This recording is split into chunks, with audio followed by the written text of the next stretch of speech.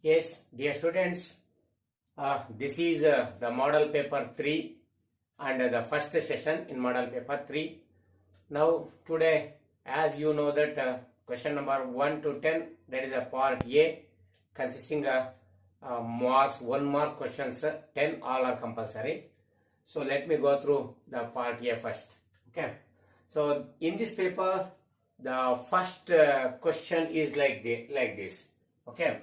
So here the question, name the GnRH that stimulates the Sertoli cells to secrete some factors for spermiogenesis. I repeat once again. Name the GnRH that stimulates the Sertoli cells to secrete the factors that necessary for spermiogenesis. Okay. Yes, this is the question.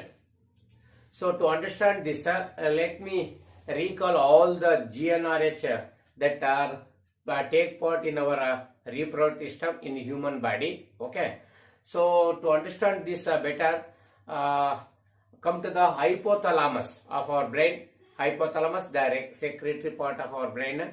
So this hypothalamus, so it consists of the pituitary gland, where the pituitary gland, anterior pituitary gland and posterior pituitary gland.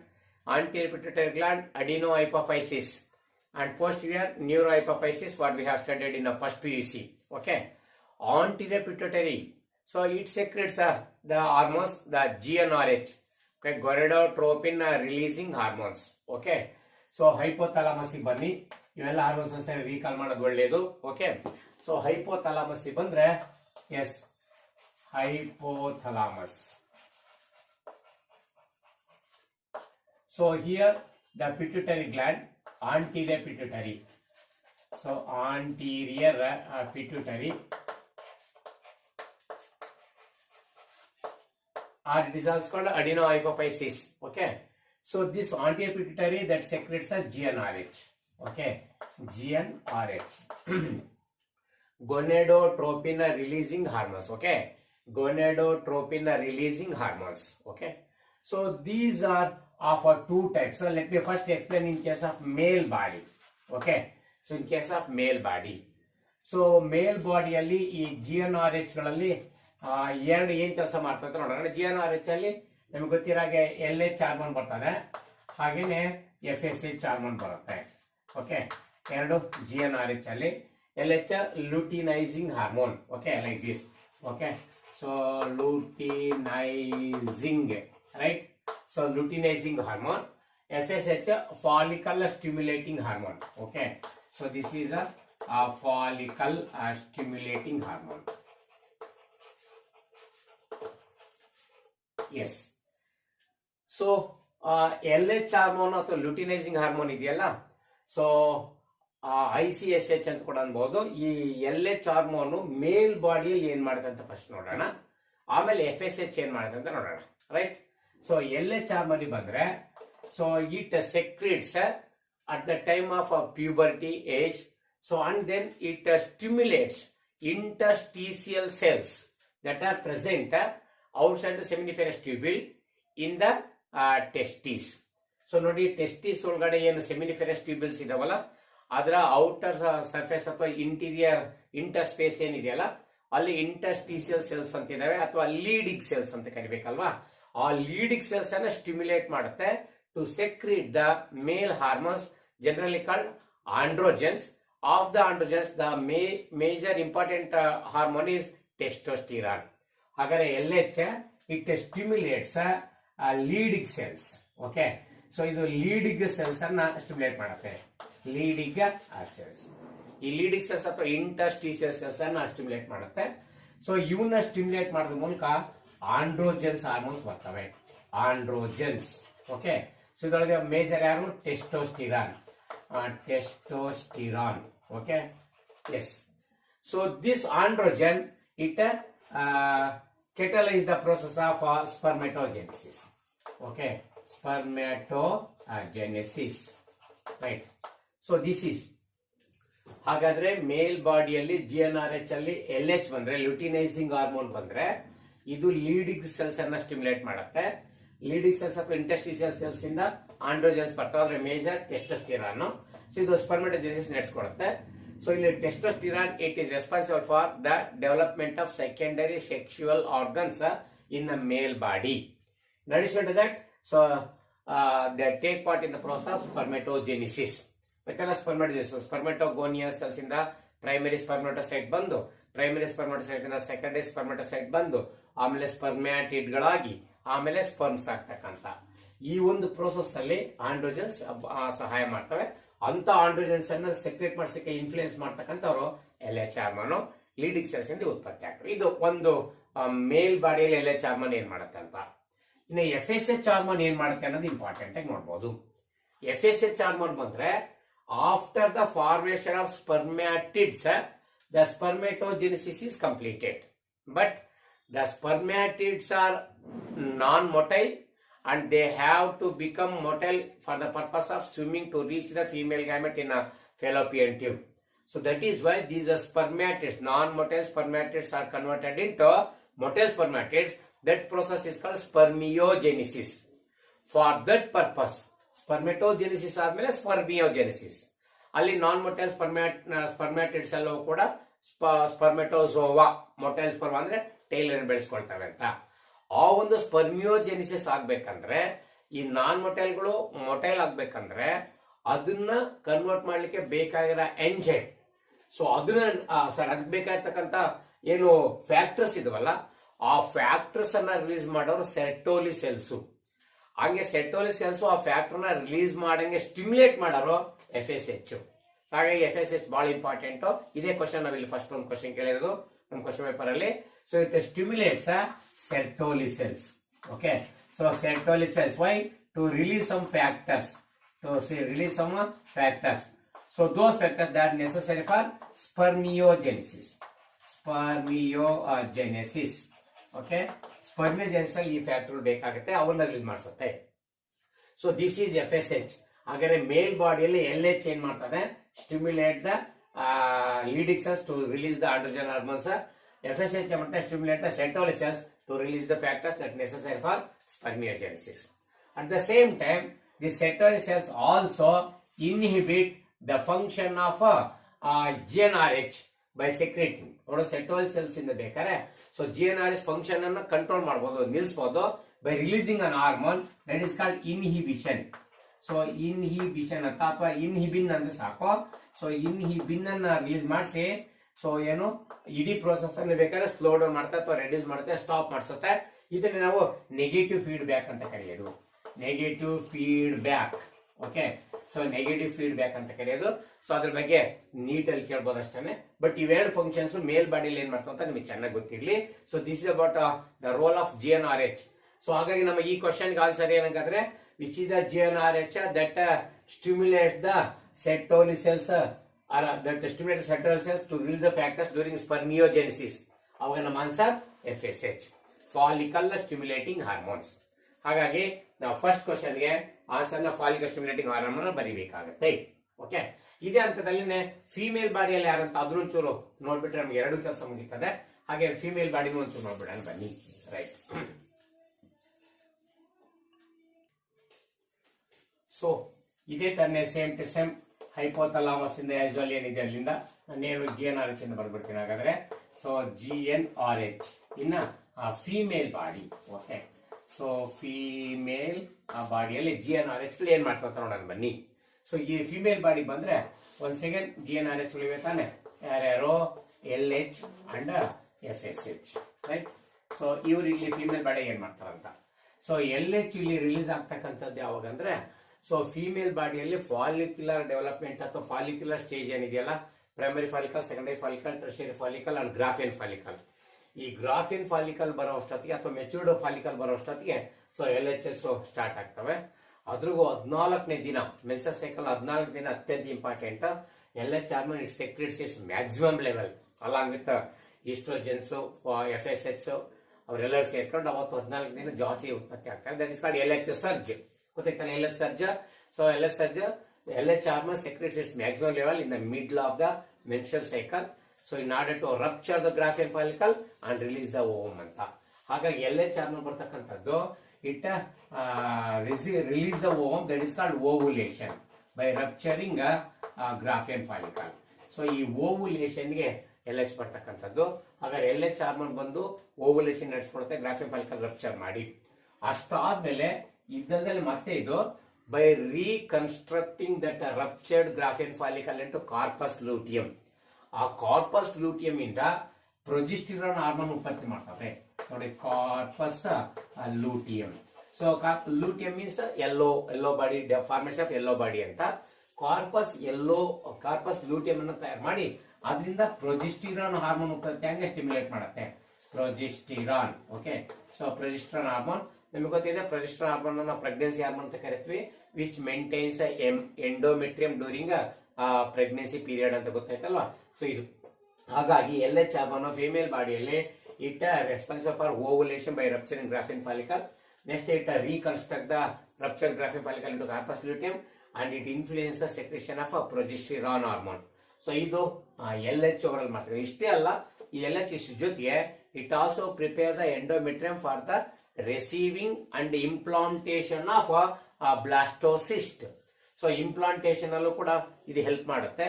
ಹಾಗೆ female ಬಾಡಿಯಲ್ಲಿ ಒಂದು ಓವುಲೇಷನ್ಗೆ, ಎರಡು stimulate to release the progesterone from corpus luteum and prepare the endometrium for implantation. ಇಷ್ಟನ್ನು ಕೂಡ LH ಅಲ್ಲಿ ಬರೀಬಹುದು female ಬಾಡಿಯಲ್ಲಿ. ಇನ್ನು FSH ಬಂದ್ರೆ, FSH it initiates the follicular phase. It initiates the follicular formation ಅಥವಾ follicle formation during menstrual cycle. ಏನ್ menstrual cycle ಅಲ್ಲಿ menstruation phase ಇದೆ, ಫಾಲಿಕ್ಯುಲರ್ ಫೇಸ್ ಇದೆ, ಓವುಲೇಟರಿ ಫೇಸ್ ಇದೆ, ಲುಟಿಯಲ್ ಫೇಸ್ ಇದೆ. ಅಲ್ಲಿ ಫಾಲಿಕ್ಯುಲರ್ ಫೇಸ್ ಇದೆ, ಫಾಲಿಕಲ್ ಬೆಳೀತಕ್ಕಂಥದ್ದು, ಅದು ಇನಿಷಿಯೇಷನ್ ಮಾಡ್ತಕ್ಕಂಥವೇ FSH. Okay, and also it helps in the growth and development.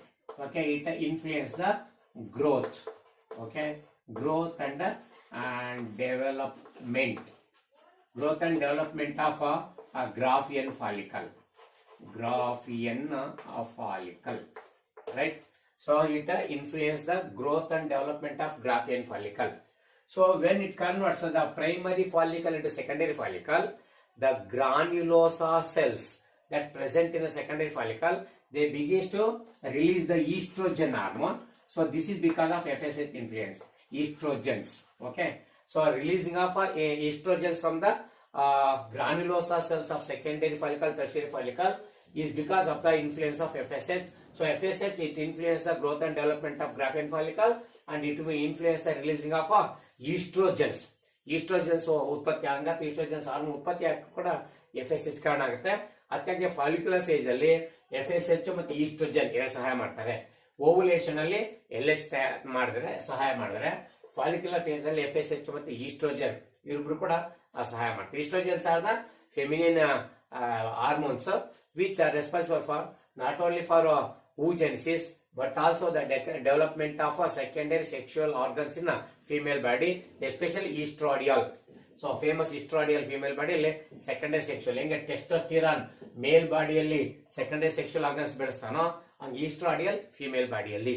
So this is the LH and FSH in case of human body during sexual reproduction. Okay, right.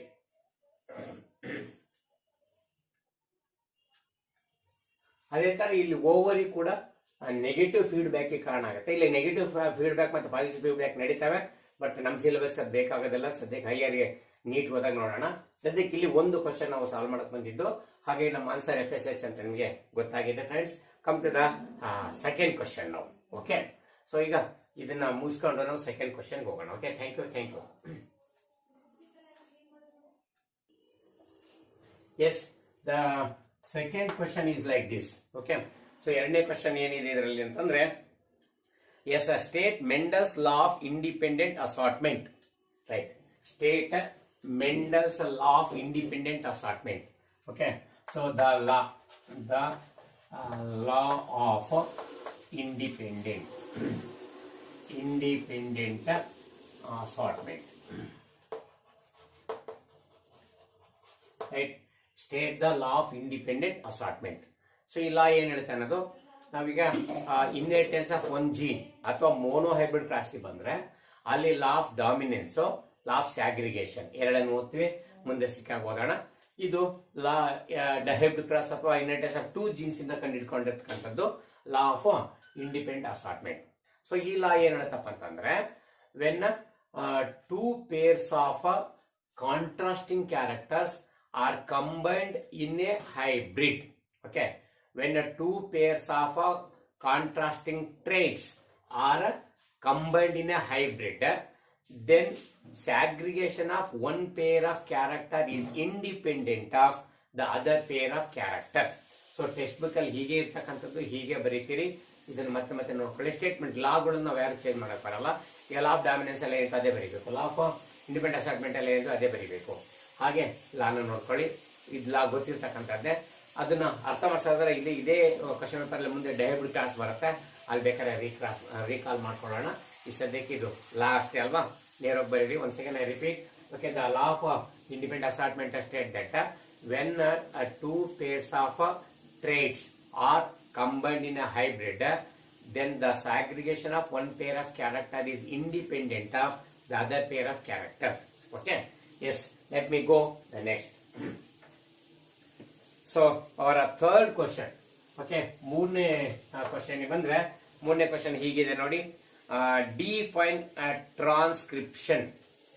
Define transcription. Okay, so ಇದನ್ನ define ಮಾಡೋಣ. Transcription process ಅನ್ನ transcription ಅನ್ನ ನೋಡೋದಾದ್ರೆ transcription. Okay, so transcription ನಿಮಗೆಲ್ಲ ಗೊತ್ತಿದೆ. Central dogma ನಿಮಗೆ ಚೆನ್ನಾಗಿ ಗೊತ್ತಿದೆ ಅಲ್ವಾ. ಓಕೆ, ಸೆಂಟ್ರಲ್ ಡಾಗ್ಮಾ ಒಂಚೂರು ಸುತ್ತಮುತ್ತ ಗೊತ್ತಿರೋದ ಎಕ್ಸಾಮ್ ರಿಲೇಟೆಡ್ ಆಗಿ ಒಂಚೂರು ಟಚ್ ಮಾಡಿ ಹೋಗ್ತಿರ್ತೀನಿ. ಅದಕ್ಕಾಗಿನೇ ಸೆಂಟ್ರಲ್ ಡಾಗ್ಮಾದಲ್ಲಿ ಏನಿದೆ, the genetic information that present in DNA, it flows from DNA to RNA. Okay, and then from RNA to proteins. So this is a one-way flow of genetic information from DNA to RNA and RNA to proteins is referred as a central dogma. Okay, so in the central dogma, so we can understand the replication of DNA.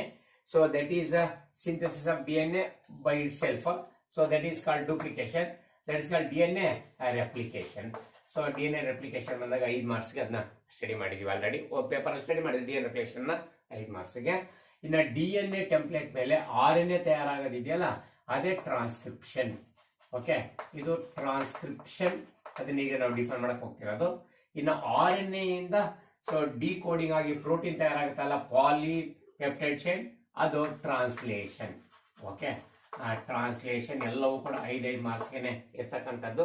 ಓದ್ paper ಅಲ್ಲಿ replication ಓದಿದ್ವಿ. Next transcription ಬಗ್ಗೆ ಮತ್ತು questions ಬರ್ತಾ ಇರ್ತವೆ. ಇಲ್ಲಿ 1 mark ಮಾತ್ರ transcription ಹೇಳ್ತಾ ಇದ್ವಿ. ಟ್ರಾನ್ಸ್ಲೇಷನ್ ಕೂಡ ದೊಡ್ಡದಾಗಿದೆ, ಅದು ನೆಕ್ಸ್ಟ್ ಪೇಪರ್ ಅಲ್ಲಿ ಸಿಗುತ್ತೆ. ಈಗ ಟ್ರಾನ್ಸ್ಕ್ರಿಪ್ಷನ್ ಡೆಫಿನೇಷನ್ ಬರೆಯೋದು ಅಷ್ಟೇ ನಮ್ಮ ಕೆಲಸ. ಇಲ್ಲಿಂದ ಈಗ ಏನಾಗುತ್ತೆ, DNA ತನ್ನ ಮೇಲೆ ಇರ್ತಕ್ಕಂಥ ಕೋಡೆಡ್ ಮೆಸೇಜ್ ಅನ್ನ RNA ಗೆ ಟ್ರಾನ್ಸ್ಫರ್ ಮಾಡುತ್ತೆ. ಅಂದ್ರೆ this is a copying. Copy ಆಗುತ್ತೆ, ಇಲ್ಲಿಂದ ಇಲ್ಲಿಗೆ ಕಾಪಿ ಆಗ್ತಕ್ಕಂಥದ್ದು. The process of copying genetic information. ದ process of copying genetic information from one template of DNA into RNA, that is called transcription. I repeat this again. This is the process of copying genetic information from one strand of DNA into RNA is said to be transcription. Okay, so transcription ಅನ್ನ prokaryotes ಅಲ್ಲಿ eukaryotes ಅಲ್ಲೆಲ್ಲ detail study ಮಾಡೋಣ. ಇಲ್ಲಿ ತಗೊಂಡವೆಲ್ಲ ದೊಡ್ಡ ದೊಡ್ಡ ವಿಷಯಗಳು. ಇಲ್ಲಿ ಸದ್ಯಕ್ಕೆ ನಾವು 1 ಮಾರ್ಕ್ಸ್ ಅಲ್ಲಿ ಹೋಗ್ತಿರೋದ್ರಿಂದ ಒಂದೇ ಕಡೆ ಕವರ್ ಮಾಡೋದು ಜಾಸ್ತಿ ಆಗುತ್ತೆ. ಹಾಗೆ ಮುಂದಕ್ಕೆ ಹೋಗೋಣ. Yes, come to the question number 4. Okay, so question number 4 ಏನಿದೆ, name the stain used to visualise DNA fragments in gel electrophoresis. ನೋಡಿ, name the stain that is use to visualise the DNA fragments in gel electrophoresis. So ಇದು ಒಂದು ಒಳ್ಳೆಯ question. Okay, ಹಾಗಾಗಿ stain ಯಾವ್ದು ಬಳಸ್ತೀವಿ ಅಂತಕ್ಕಂಥದ್ದು. So ಇಲ್ಲಿಗೆ ಬಂದ್ರೆ DNA ಫಿಂಗರ್ ಪ್ರಿಂಟಿಂಗ್ ಅಥವಾ DNA ರಿಕಮೆಂಡ್ DNA ಟೆಕ್ನಾಲಜಿ ಅಲ್ಲೆಲ್ಲ ಬಂದ್ರೆ, ಸೊ ನಾವು ಜೆಲ್ ಎಲೆಕ್ಟ್ರೋಫೋರೆಸಿಸ್ ಅನ್ನ ನಡೆಸೋದು ನಮ್ಗೆ ಗೊತ್ತಿರ್ತಕ್ಕಂಥದ್ದೇ. ಜೆಲ್ ಎಲೆಕ್ಟ್ರೋಫೋರೆಸಿಸ್ ಅಲ್ಲಿ ಸೊ ಅಗರೋಸ್ ಜೆಲ್ ಸ್ಲ್ಯಾಬ್ ಏನೈತಲ್ಲ ಅದ್ರೊಳಗಡೆ ಸೊ DNA ಫ್ರಾಗ್ಮೆಂಟ್ಸ್ ಅನ್ನ ಲೋಡ್ ಮಾಡ್ತಾರೆ. ಸೊ ಲೋಡ್ ಮಾಡ್ಬಿಟ್ಟು ಎಲೆಕ್ಟ್ರಿಕ್ ಕರೆಂಟ್ ಅನ್ನು ಫ್ಲೋ ಮಾಡಿದಾಗ ಅದ್ರೊಳಗೆ ಆನೋಡ್ ಪಾಸಿಟಿವ್ ಆಗಿರುತ್ತೆ, DNA ನೆಗೆಟಿವ್ ಫ್ರಾಗ್ಮೆಂಟ್ಸ್ ಆಗಿರ್ತವೆ. ಈ DNAಗಳು ಆನೋಡ್ ಮೇಲೆ ಬಂದು ಅರೇಂಜ್ ಆಗ್ತವೆ.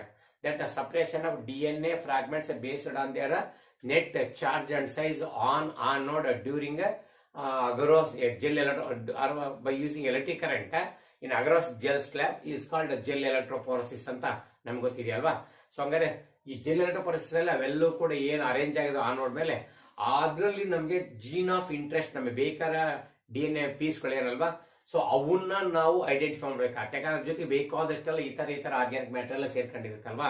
ಸೊ ಅದ್ರೊಳಗಡೆ ನಾವು DNA ಮಾತ್ರ ಐಡೆಂಟಿಫೈ ಮಾಡ್ಬೇಕಂದ್ರೆ ಅವನ್ನ ಎಲ್ಲಿದೆ ಅಂತ ಪತ್ತೆ ಹಚ್ಚಬೇಕಂದ್ರೆ ಅವನ್ನ ನಾವು ಐಡೆಂಟಿಫೈ ಮಾಡಕ್ಕೆ ಅವು ಏನು ನಾನ್ ಕಲರಿಂಗ್ ಆಗಿದೆ ಅಥವಾ ಸ್ಟೇನ್ ಇಲ್ಲ ಅಂದ್ರೆ ಟ್ರಾನ್ಸ್ಪರೆಂಟ್ ಇತ್ತು ಪತ್ತೆ ಹಚ್ಚಕ್ಕೆ ಆಗೋದಿಲ್ಲ ಬೇರೆ ಜೊತೆಗೆ. ಅದಕ್ಕೆ ಇದಕ್ಕೆ ಇಥಿಡಿಯಂ ಬ್ರೋಮೈಡ್ ಅನ್ನು ಬಳಸಬೇಕಾಗತ್ತೆ. Okay, so ethidium bromide. Okay, yes, ethidium bromide. So ethidium bromide ಅನ್ನು ಹಾಕಿದ್ರೆ ಸೊ DNA ಫ್ರಾಗ್ಮೆಂಟ್ಸ್ ಅದನ್ನ ಅಬ್ಸರ್ವ್ ಮಾಡ್ಕೊಂತವೆ. ಅಬ್ಸರ್ವ್ ಮಾಡ್ಕೊಂಡು ಸ್ಟೈನ್ ತಗೊಳ್ತವೆ. ಈ ಸ್ಟೈನ್ ತಗೊಂಡಾದ್ಮೇಲೆ ನಾವು ಇದ್ರ ಮೇಲೆ UV ರೇಸ್ ಗಳನ್ನ ಬಿಟ್ರೆ, ಅಲ್ಟ್ರಾವೈಲೆಟ್ ರೇಸ್ ಅನ್ನು ಬಿಟ್ರೆ ಅವು ಬ್ರೈಟ್ ಆರೆಂಜ್ ಯೆಲ್ಲೋ ಕಲರ್ ಅಲ್ಲಿ ಗ್ಲೋ ಆಗ್ತವೆ. ಸೊ ಹಾಗಾಗಿ ಅದನ್ನ ವಿಜುವಲೈಸ್ ಮಾಡಕ್ಕೆ ಅದನ್ನ ಪತ್ತೆ ಹಚ್ಚಲಿಕ್ಕೆ ಸಾಧ್ಯ ಆಗುತ್ತೆ. ಅದಕ್ಕಾಗಿ ನಾವು ಜೆಲ್ ಎಲೆಕ್ಟ್ರೋಫೋರೆಸಿಸ್ ಅಲ್ಲಿ ಬಳಸಂತ ಸ್ಟೈನ್ ಇಥಿಡಿಯಂ ಬ್ರೋಮೈಡ್. ಓಕೆ, ಇಲ್ಲೇನೆ ಎಲ್ಯೂಷನ್ ಅಂದ್ರೆ ಏನು, ಅದು ಕೂಡ ಒಳ್ಳೆ ಕ್ವಶನ್ ಯಾವಾಗಲೂ ಬರ್ತಿರುತ್ತೆ. ಸೊ ಎಲ್ಯೂಷನ್ ನಿಮಗೆ ಗೊತ್ತಿದೆಯಲ್ವಾ. ಸೊ ಎಲ್ಯೂಷನ್ ಅಂತಕ್ಕಂಥದ್ದು ಏನಪ್ಪಾ ಅಂದ್ರೆ, ಎಸ್, ಅದಕ್ಕೆ ಎಲ್ಯೂಷನ್ ಇಲ್ಲೇನು ಬಂದಿಲ್ಲ. ಆದ್ರೆ ಇಥಿಡಿಯಂ ಬ್ರೋಮೈಡ್ ಆದ್ಮೇಲೆ ನೆಕ್ಸ್ಟ್ ಸ್ಟೆಪ್ ಎಲ್ಯೂಷನ್ ಅಲ್ವಾ. ಅದರಲ್ಲೇನು, the separated bands of DNA are cut out from the agarose gel and extracted from the gel piece. So ಇದು ಮುಂದಿನ ಸ್ಟೆಪ್. ಆಮೇಲೆ 1 ಮಾರ್ಕ್ಸ್ ಎಲ್ಯೂಷನ್ ಕೂಡ ಕೇಳ್ತಿರ್ತಾರೆ, ಹಾಗಾಗಿ ಇಲ್ಲೇ ಒಂದಿಷ್ಟು ನೀವು ನೋಡ್ಕೊಂಡ್ರೆ ಅನ್ಕೊಳ್ಳ ಅಂತ ಯಾಕೋ ನೆನಪು ಬಂದಿದ್ದು ಕೇಳ್ತಾ ಇರ್ತೀವಿ. ಓಕೆ, ಇಲ್ಲಿ ಸ್ಟೈನು ಇಥಿಡಿಯಂ ಬ್ರೋಮೈಡ್ ಬಳಸ್ತೀವಿ to visualise the DNA fragments. So using UV rays where they glow in a bright orange red colour ಅಲ್ಲಿ ಕಾಣಿಸ್ತವೆ. ಹಾಗಾಗಿ ಅದನ್ನ ನೋಡಕ್ ಅನುಕೂಲ ಆಗುತ್ತೆ ಅಂತ. ಒಟ್ಟಿಗೆ ನಿಮ್ಮ ಆನ್ಸರ್ ಇಲ್ಲಿ ಇಥಿಡಿಯಂ ಬ್ರೋಮೈಡ್. ಹಾಗೇನೆ ಎಲ್ಯೂಷನ್ ಒಂದು ನೋಡ್ಕೊಂತೀರಿ ಯಾವಾಗ್ಲೂ. Okay, right. So what about the 5th question. Okay, so 5ನೇ ಕ್ವೆಶ್ಚನ್ ಏನಂತ ನೋಡ್ಬಿಡೋಣ ಪೇಪರ್ ಅಲ್ಲಿ.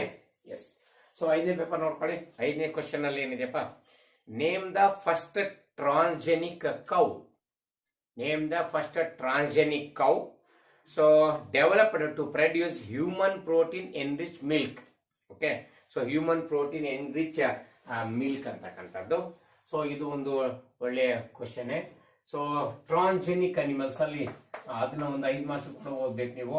Transgenic animals. Okay, transgenic animals. So ಏನೇನ್ ಕಾರಣಕ್ಕಾಗಿ ಟ್ರಾನ್ಸ್ಜೆನಿಕ್ ಅನಿಮಲ್ಸ್ ಅನ್ನ ಮಾಡ್ತೀವಿ. What are transgenic animals? Transgenic animals, the animals in which a foreign gene is incorporated. The animals which are possessing a foreign gene. So such are called transgenic animals. ಯಾವ ಜೀವಿಗಳಲ್ಲಿ gene of interest ಅನ್ನ ಸೇರಿಸಿರ್ತೀವೋ so ಅವರೆಲ್ಲರೂ ಕೂಡ transgenic animals, transgenic plants ಅಂತ ಕರಿತೀವಲ್ವಾ. ಬೇಕಾದಷ್ಟು transgenic animals ಅನ್ನು ಬೇರೆ ಬೇರೆ ಪರ್ಪಸ್ಗೆಲ್ಲ ಮಾಡಿದ್ವಿ. ಅದರಲ್ಲಿ ಏನೇನ್ ಪರ್ಪಸ್ಗಾಗಿ ಈ ಟ್ರಾನ್ಸ್ಜೆನಿಕ್ ಅನಿಮಲ್ಸ್ ಅನ್ನ ಮಾಡ್ತಾರಪ್ಪ ಅಂತಂದ್ರೆ, ಒಂದು ಟು ಸ್ಟಡಿ, ಇಲ್ಲಿ ಮೆನ್ಷನ್ ಮಾಡಿಬಿಡ್ತೀನಿ, to study the normal. Okay, normal physiology. Okay, normal physiology and development. Okay, so development ಇದನ್ನ ಅಧ್ಯಯನ ಮಾಡಿ ಬಳಸ್ತಾರೆ. ಅಂದ್ರೆ ಯಾವುದೇ ಆಗಿ ಅಂದ್ರೆ ನಾರ್ಮಲ್ ಫಿಸಿಯಾಲಜಿ ಮತ್ತು ಡೆವಲಪ್ಮೆಂಟ್ ಏನಾಗುತ್ತೆ, ಫಾರಿನ್ ಜೀನ್ ಅನ್ನು ಹಾಕಿದಾಗ ಅದಕ್ಕೆ ಯಾವ್ದೋ ಜೀನ್ ಆಫ್ ಇಂಟ್ರೆಸ್ಟ್ ತಂದು ಒಂದು ಹೊಸ ಜೀವಿ ಹಾಕಿವಿ ಅಂದ್ರೆ ಆ ಹೊಸ ಜೀವಿಯಲ್ಲಿ ಮೊದಲೇನೋ ಅವರ ಫಿಸಿಯಾಲಜಿ ಮತ್ತು ಡೆವಲಪ್ಮೆಂಟ್ ಇತ್ತು, ಅದು ನಾರ್ಮಲ್ ಆಗಿದೆಯೋ ಅಥವಾ ಏನೋ ಚೇಂಜ್ ಆಗಿದೆ ಅಂತ ಸ್ಟಡಿ ಮಾಡಕ್ಕೆ ಬೇಕಾಗುತ್ತೆ. ಓಕೆ, ಇನ್ನು ಎರಡನೇದೇನಪ್ಪ ಅಂತಂದ್ರೆ, yes, to study the diseases. Okay, to study, yes, to study the diseases. Okay, so ಯಾವುದೇ ಒಂದು ಹೊಸ ಡಿಸೀಸ್ ಬಂತು ಅಂದ್ರೆ ಅದರ ಡೆವಲಪ್ಮೆಂಟಲ್ ಸ್ಟೇಜಸ್ ಏನು, what are the consequences that takes place during the development of that disease. So ಆ ಬಾಡಿಯಲ್ಲಿ ಆ ಒಂದು ಡಿಸೀಸು ಎಸ್ಟಾಬ್ಲಿಷ್ ಆಗ್ತಿರ್ಬೇಕಾದ್ರೆ ಸೊ ಏನೆಲ್ಲ ಚೇಂಜಸ್ ನಡೀತವೆ ಅದನ್ನ ಅಧ್ಯಯನ ಮಾಡಕ್ಕೆ ಕೂಡ ಈ ಒಂದು ಅನಿಮಲ್ಸ್ ಅನ್ನ, ಟ್ರಾನ್ಸ್ಜೆನಿಕ್ ಅನಿಮಲ್ಸ್ ಅನ್ನ ಬಳಸ್ತಾರೆ. ಸೊ ಅದೊಂದು ನಾವಿಲ್ಲಿ ನೋಡಬೇಕು. To obtain useful biological products. So biological products. So to obtain a very useful biological products or to synthesis of biological products that are very essential in medical field treatment, etc., in food processing process, etc., in large scale. So ಅದಕ್ಕಾಗಿ transgenic animals ಅನ್ನು ಬೇಕು ಅಷ್ಟನ್ನು ಈ ಪರ್ಪಸ್ಗೆ ಬಳಸ್ತೀವಿ. Okay, and also to study the vaccine safety testing. Okay, so vaccine safety testing. Okay, so ಅದಕ್ಕಾಗಿ and also one more to study the chemical safety testing. Okay, so chemical safety testing. So ಇದನ್ನ 5 marks ನಾವು ಬೇರೆ ವಿಭಾಗ ಬಂದಾಗ ಇದಕ್ಕೆಲ್ಲ ವಿವರಣೆ ಕೊಡ್ತಾ ಹೋಗೋಣ. ನನಗೆ ಇಲ್ಲಿ 1 ಮಾರ್ಕ್ಸ್ ಬೇಕಾಗಿರ್ತಕ್ಕಂಥದ್ದು, ಬಟ್ ಈ 5 ಪಾಯಿಂಟ್ಸ್ ನೀವು ಡಿಸ್ಕಸ್ ಮಾಡಬೇಕಾಗತ್ತೆ. ಓಕೆ, ಅದರಲ್ಲಿ ಮುಖ್ಯವಾಗಿ ಈಗ ಯಾವ್ದು ಡಿಸೀಸ್ ಬಗ್ಗೆ ಆಗಲಿ ಬಯಾಲಜಿಕಲ್ ಪ್ರಾಡಕ್ಟ್ಸ್ ಅಂತ ತಯಾರು ಮಾಡೋದು, ಇದ್ರ ಬಗ್ಗೆ ನಾವಿಲ್ಲಿ ಮಾತಾಡಬೇಕಾಗತ್ತೆ. ಸೊ ಏನ್ ಬಯಾಲಜಿಕಲ್ ಪ್ರಾಡಕ್ಟ್ಸ್ ನಾವು very useful biological products are produced obtained by using such transgenic animals by introducing human protein ಅನ್ನ ಹೊಂದಿರತಕ್ಕಂಥದ್ದು. Human protein. ಸೊ ಪ್ರೋಟೀನ್ ಏನಪ್ಪಾ ಅಂದ್ರೆ alpha 1 antitrypsin. So antitrypsin. Okay, so alpha 1 antitrypsin ಅಂತಕ್ಕಂಥ ಒಂದು protein ಅನ್ನ ತಯಾರು ಮಾಡ್ತೀವಿ ಟ್ರಾನ್ಜೆನಿಕ್ ಅನಿಮಲ್ಸ್ ಅನ್ನು ಬಳಸ್ಕೊಂಡು. So this alpha 1 antitrypsin is very very useful in the treatment of so many diseases, especially emphysema. ನೋಡಿ emphysema ನೀವು ಕೇಳಿರ್ಬೋದು, ಇಲ್ಲಿ ಬರ್ಬರ್ತೇನೆ. ಓಕೆ, ಸೊ emphysema ಫಸ್ಟ್ PUC ಅಲ್ಲಿ ರೆಸ್ಪಿರೇಷನ್ ಚಾಪ್ಟರ್ ಹ್ಯೂಮನ್ ರೆಸ್ಪಿರೇಷನ್ ಹೇಳ್ಕೊಟ್ಟಿದೀವಿ. emphysema. ಸೊ emphysemaದಲ್ಲಿ ಏನಾಗ್ತದೆ, due to heavy tobacco smoking, cigarette smoking. Okay, due to cigarette smoking, that cigarette content that deposited on the alveoli of the lungs and reduce the exchanging capacity of the carbon dioxide and oxygen between the blood and the atmospheric air. So ನಡುವೆ ಏನು gases exchange ಆಗಬೇಕು ಅದರ rate ಅನ್ನ reduce ಮಾಡುತ್ತೆ ಈ smoking. ಹಾಗೆ surface area, exchange of surface area of alveoli reduced which results in difficulty of breathing. So ಉಸಿರಾಟದ ಸಮಸ್ಯೆ ಮಾಡ್ತಕ್ಕಂಥದ್ದು ಅದು ಎಂಫಿಸಿಮಾ. ಇದನ್ನ ಟ್ರೀಟ್ ಮಾಡ್ಲಿಕ್ಕೆ ಆಲ್ಫಾ 1 ಆಂಟಿಟ್ರಿಪ್ಸಿನ್ ಅನ್ನು ಬಳಸ್ತಾರೆ. ಹಾಗೇನೆ ನಮ್ಮ PKU ಗೊತ್ತಲ್ವಾ, ಸೊ ಫೀನಲ್ ಕ್ಯೂಟೋನಿರಿಯಾ, ಅದನ್ನ ಟ್ರೀಟ್ಮೆಂಟ್ ಅಲ್ಲೂ ಬಳಸ್ತೀವಿ. ಹಾಗೇನೆ ಸಿಸ್ಟಿಕ್ ಫೈಬ್ರೋಸಿಸ್ ಅಲ್ಲೂ ಬಳಸ್ತಾರೆ. ಬಟ್ ನಮ್ಮ ಬುಕ್ಕಿಂಗ್ ಪ್ರಕಾರ ಎಂಫಿಸಿಮಾ ಟ್ರೀಟ್ಮೆಂಟ್ ಅಲ್ಲಿ ಬಳಸ್ತಾರೆ ಅಂತ ಗೊತ್ತಿರಬೇಕು ಆಲ್ಫಾ 1 ಆಂಟಿಟ್ರಿಪ್ಸಿನ್ ಪ್ರೋಟೀನ್ ಅನ್ನ. ಸೊ ಇದನ್ನ ನಾವು ಟ್ರಾನ್ಜೆನಿಕ್ ಅನಿಮಲ್ಸ್ ಅನ್ನು ಬಳಸ್ಕೊಂಡು ತಯಾರು ಮಾಡ್ತಕ್ಕಂಥ ಯೂಸ್ಫುಲ್ ಬಯಾಲಜಿಕಲ್ ಪ್ರಾಡಕ್ಟ್. ಇದೇ ತರ so human protein enriched milk ಅಂತ ತಯಾರು ಮಾಡಕ್ಕೆ ನೋಡಿ, ಹ್ಯೂಮನ್ ಪ್ರೋಟೀನ್ ಎನ್ರಿಚ್ಡ್ ಮಿಲ್ಕ್ ಅನ್ನು ತಯಾರು ಮಾಡಕ್ಕೆ ಒಂದು ಟ್ರಾನ್ಜೆನಿಕ್ ಅನಿಮಲ್ ತಯಾರು ಮಾಡಿವಿ. ಅದು ಒಂದು ಕೌ. ಆ ಕೌಗೆ ಹೆಸರಿಟ್ಟಿದೀವಿ ರೋಸಿ ಕೌ ಅಂತ. ನೋಡಿ, ರೋಸಿ ಕೌ ಅಂತ ಫಸ್ಟ್ ಟ್ರಾನ್ಜೆನಿಕ್ ಅನಿಮಲ್ ಇದು. ನೋಡಿ, ಫಸ್ಟ್ ಟ್ರಾನ್ಜೆನಿಕ್ ಅನಿಮಲ್ ಯಾವಂತಲೂ ಕೂಡ ಕೇಳಬಹುದು, ರೋಸಿ ಕೌ. ಏನ್ ತಯಾರು ಮಾಡಿದಾರೆ, to produce the human protein enrich milk. So yes, ಈ ರೋಸಿ ಕೌನ 1997 ನಲ್ಲಿ ಫಸ್ಟ್ ತಯಾರು ಮಾಡಿರ್ತಕ್ಕಂಥದ್ದು. ಈ ಹ್ಯೂಮನ್ ಪ್ರೋಟೀನ್ ಏನಿದೆಯಲ್ಲ ಇದು ಆಲ್ಫಾ ಲ್ಯಾಕ್ಟಾಲ್ಬುಮಿನ್ ಅಂತ. So alpha lactalbumin. So this is the enriched human useful protein that present in the rosy cow milk. So ಈ milk ಒಳಗೆ ಇರ್ತಕ್ಕಂಥದ್ದು ಇದು ಅತ್ಯಂತ ಇಂಪಾರ್ಟೆಂಟ್ ಆಗಿ ನಮ್ಮ ಮಕ್ಕಳಿಗೆ ಬೇಕಾಗುತ್ತೆ ಅಂತ, right. So this is about the Rosie cow, right.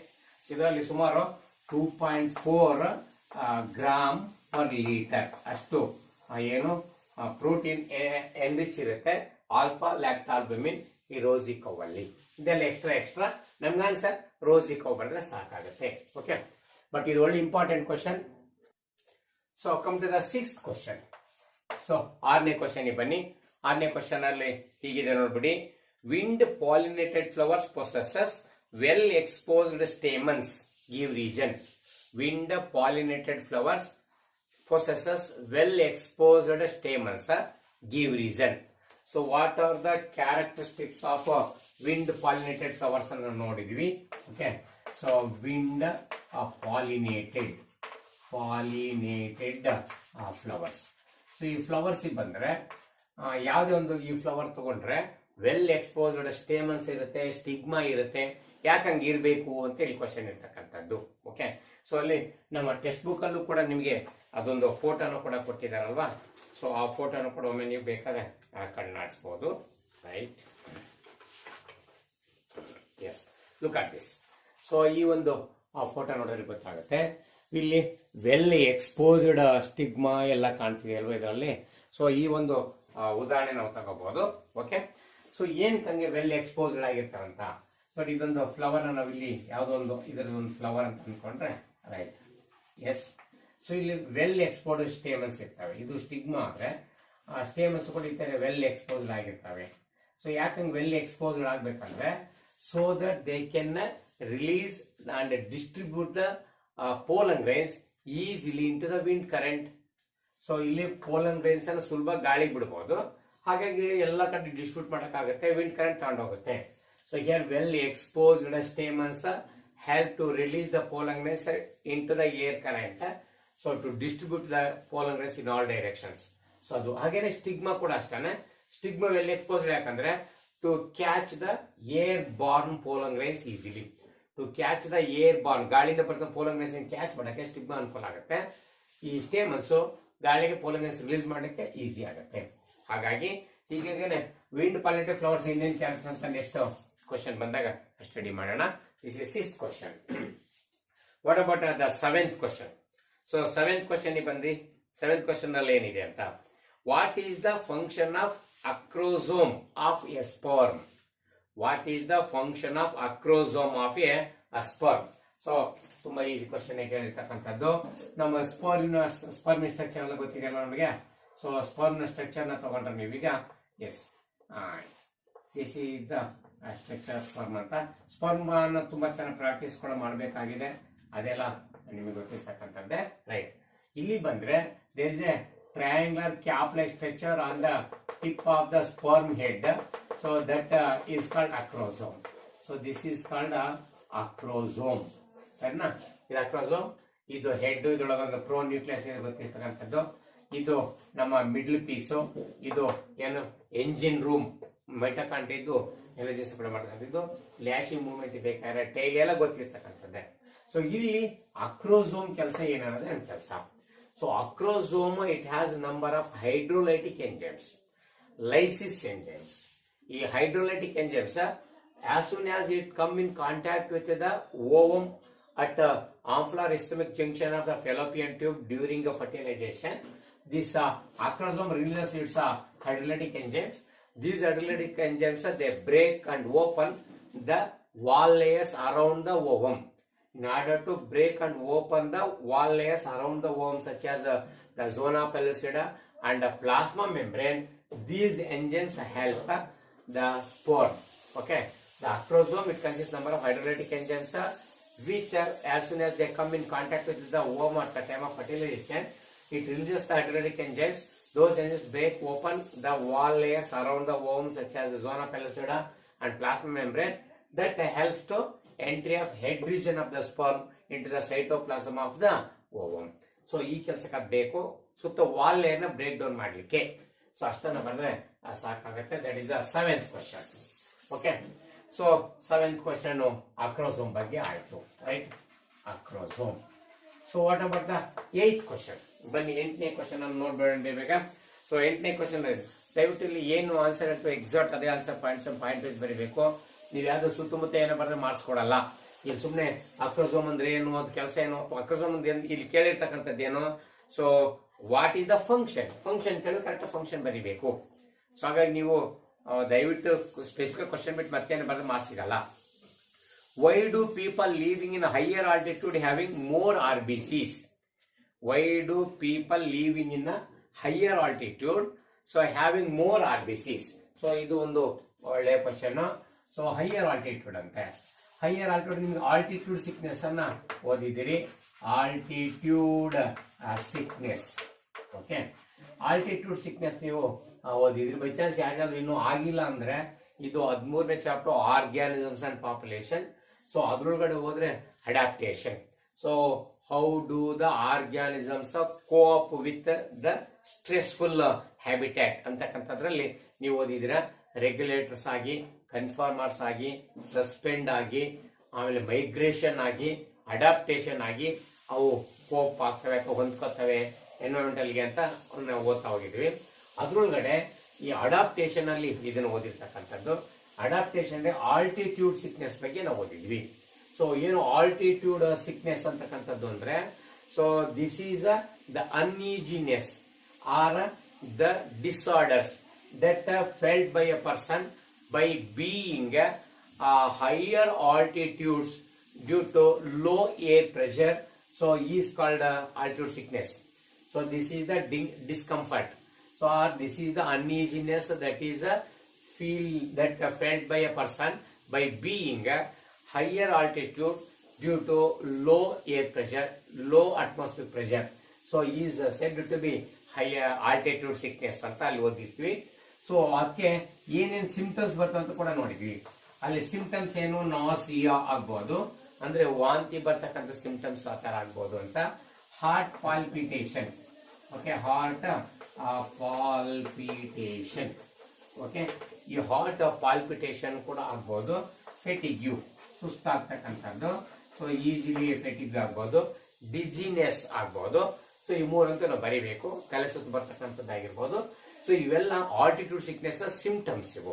ಅದ್ರ ಮೇಲ್ಕ್ ಹೋದಂಗೆ ಅಥವಾ ಎತ್ತರಕ್ಕೆ ಹೋದಂಗೆ ಒಂದೇ ಸಲ ನಾವು ಹಿಮಾಲಯನ ಹತ್ತೆ ಬಿಡ್ತೀವಿ, ಬಹಳ ಶಕ್ತಿ ಐತೆ ನಮ್ಗೆ, ಹಾಗೆ ಈಗ ನಂಗಿಲ್ಲ. ಅವೆಲ್ಲ ಹೈಯರ್ ಆಲ್ಟಿಟ್ಯೂಡ್ ಹೋದಂಗೆ ಆ ಒಂದು ಅಟ್ಮಾಸ್ಫಿಯರ್ ಪ್ರೆಷರ್ಗೆ ನಮ್ಮ ಬಾಡಿನ ಮ್ಯಾಚ್ ಮಾಡ್ಕೋಬೇಕಾಗತ್ತೆ. ಯಾಕಂದ್ರೆ ಮೇಲ್ಕ್ ಹೋದಂಗೆ ಅಟ್ಮಾಸ್ಫಿಯರ್ ಪ್ರೆಷರ್ ಕಡಿಮೆ ಆಗ್ತದೆ, ಆಕ್ಸಿಜನ್ ರೇಟು ಕಡಿಮೆ ಆಗುತ್ತೆ. ಅವಾಗ ನಮ್ಮ ಬಾಡಿ ಅದಕ್ಕೆ ಮ್ಯಾಚ್ ಆಗ್ಬೇಕಂದ್ರೆ ನಾವು ಕೆಲವು ಸರ್ಟನ್ ಹೈ ಆಲ್ಟಿಟ್ಯೂಡ್ ಹೋದ್ಮೇಲೆ ಅಲ್ಲಿ ಕೆಲವು ಅವರ್ಸ್ ಕೆಲವು ದಿನಗಳು ಇರ್ಬೇಕಾಗತ್ತೆ.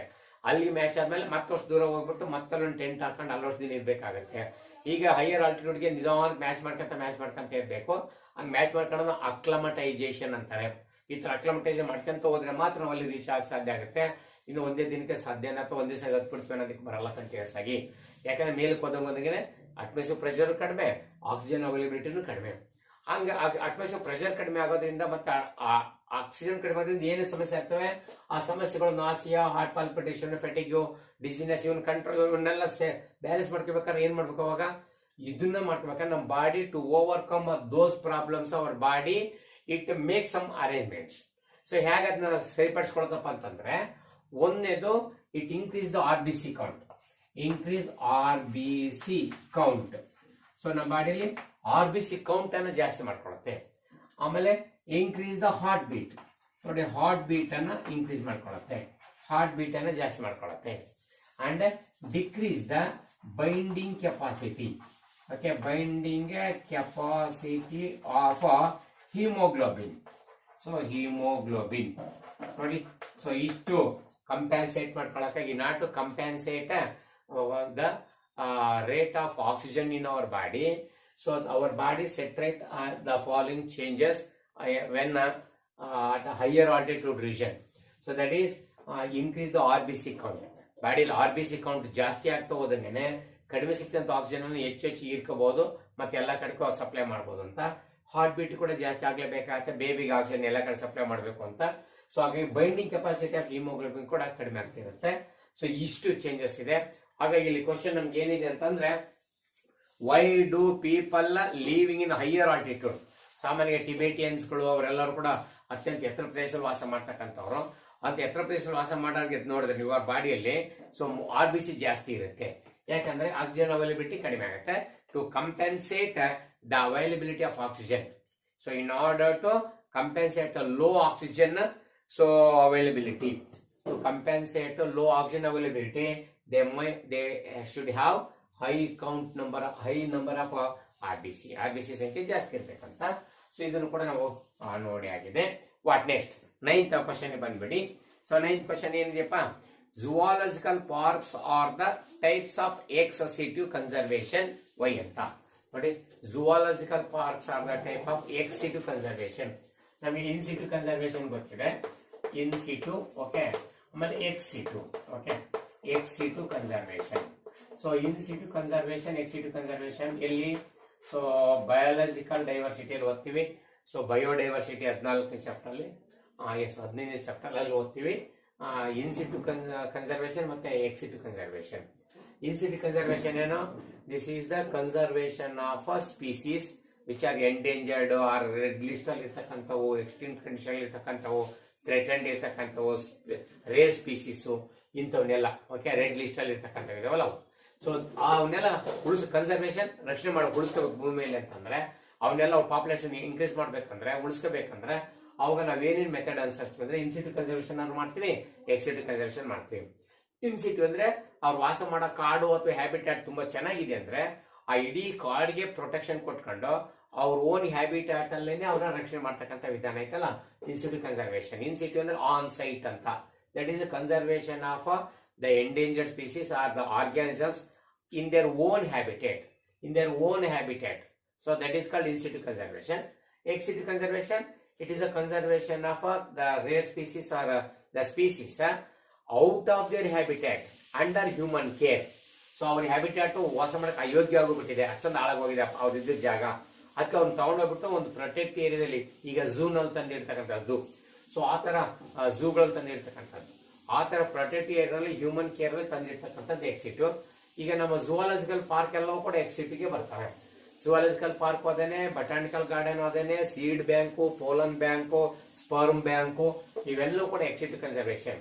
ಯಾಕಂದ್ರೆ ಅವು ಎಲ್ಲಿರ್ಬೇಕಾಯ್ತು ಆ ಜಾಗ ಬಿಟ್ಟು ತಂದು ನಾವ್ಯಾವ್ದು ಪ್ರೊಟೆಕ್ಟೆಡ್ ಏರಿಯಾದಲ್ಲಿ ಇಟ್ಕೊಂಡಿದೀವಿ. ಬಟಾನಿಕಲ್ ಲಿವಿಂಗ್ ಪ್ಲಾಂಟ್ಸ್ ಅನ್ನ ಝೂವಾಲಜಿಕಲ್ ಪಾರ್ಕ್ ಅಲ್ಲಿ ಲಿವಿಂಗ್ ಅನಿಮಲ್ಸ್ ಅನ್ನ ತಂದು ಇಟ್ಕೊಂಡಿವಿ. ಹಂಗೆ ಸ್ಪರ್ಮ್ ಬ್ಯಾಂಕು, ಸೀಡ್ ಬ್ಯಾಂಕ್ ಎಲ್ಲ ಕೂಡ ಎಲ್ಲೂ ಇರ್ತಾವ ತಂದಲ್ಲಿ ಇಟ್ಕೊಂಡಿದ್ವಿ ಅಂತ. ಹಾಗಾಗಿ ಬಟ್ ಇನ್ ಸಿಟಿ ಕನ್ಸರ್ವೇಷನ್ ನೋಡಿ, ಇವು reserve forest, national ಪಾರ್ಕ್ಗಳು, biosphere reservoirs ಇವರೆಲ್ಲರೂ ಕೂಡ ಇನ್ ಸಿಟು. ಅವೆಲ್ಲಿದ್ದು ಅಲ್ಲೇನೆ ಪ್ರೊಟೆಕ್ಷನ್ ಕೊಟ್ಟರು. ಇವಂಗಲ್ಲ ಬೇರೆ ಕಡೆ ತಂದು ಪ್ರೊಟೆಕ್ಷನ್ ಕೊಟ್ಟಿರ್ತಕ್ಕಂಥದ್ದು. ಇದ್ರ ಬಗ್ಗೆ ಕೂಡ ಒಳ್ಳೊಳ್ಳೆ ಕ್ವಶನ್ಸ್ ಇರುತ್ತೆ. ಹಾಗಾಗಿ ಎಕ್ಸ್ ಸಿಟು ಅಂದ್ರೆ ಏನು ಎಕ್ಸಾಂಪಲ್, ಇನ್ ಸಿಟಿ ಅಂದ್ರೆ ಎಕ್ಸಾಂಪಲ್. ಇಲ್ಲಿ ಝೂವಾಲಜಿಕಲ್ ಪಾರ್ಕ್ ಅನ್ನು ಯಾಕೆ ಎಕ್ಸ್ ಸಿಟು ಅಂತ ಕರಿಬೇಕಂದ್ರೆ here the animals are protected out of their habitat. So ಅದಕ್ಕಾಗಿ ರೈಟ್.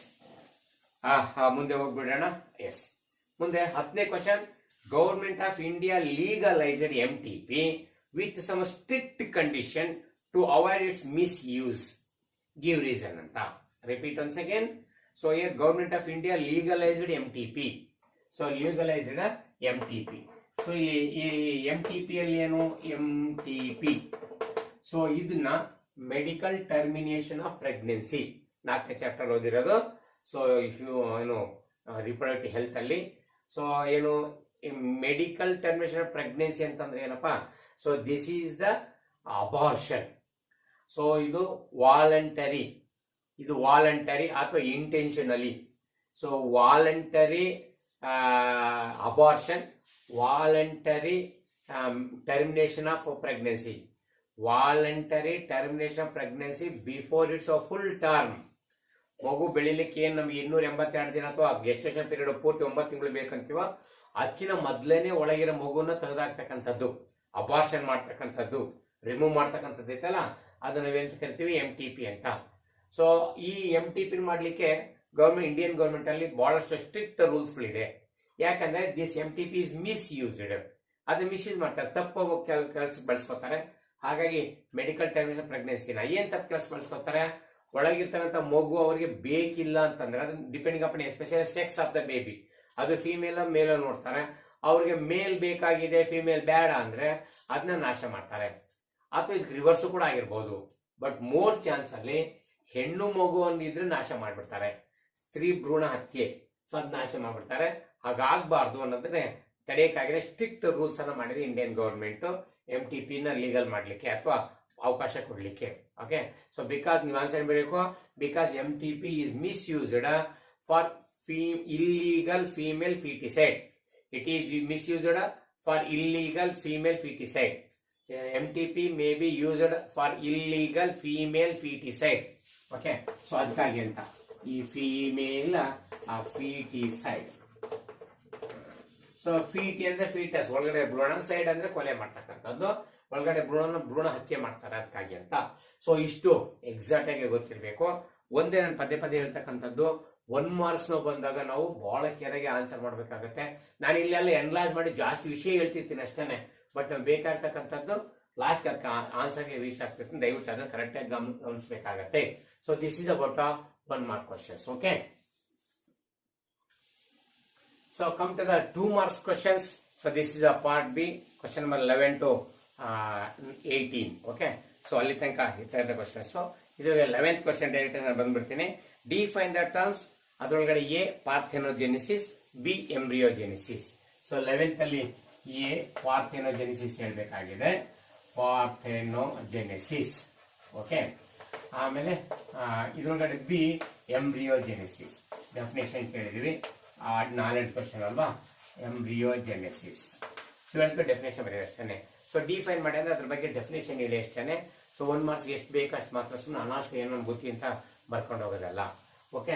ಈಗ ಡೆಫಿನೇಷನ್ ಬರೀತಾರೆ ಅಷ್ಟೇ, ಇನ್ನೇನು ಕೆಲಸ ಇಲ್ಲ. ಪಾರ್ಥೆನೋಜೆನಿಸಿಸ್ ಬೇಕಾದ್ರೆ ಸರಿ ಫಸ್ಟ್ ಚಾಪ್ಟರ್ ಅಲ್ಲಿ ಮತ್ತೆ ಸೆಕ್ಸ್ ಡಿಟರ್ಮಿನೇಷನ್ ಅಲ್ಲಿ ಕೂಡ ಇದು ಮಾತಾಡಿದ್ವಿ. ಪಾರ್ಥೆನೋಜೆನಿಸಿಸ್ ಗೊತ್ತಿದೆ. ಸೊ ಪಾರ್ಥೆನೋಜೆನಿಸಿಸ್ ಬಂದ್ರೆ, so this is the process of development of an organism from a female gamete without a fertilization. So female gamete directly developed into new organism without fertilization. So that phenomenon is called a parthenogenesis. ನಮಗೆಲ್ಲ ಗೊತ್ತಿರ್ತಕ್ಕಂಥದ್ದೇ.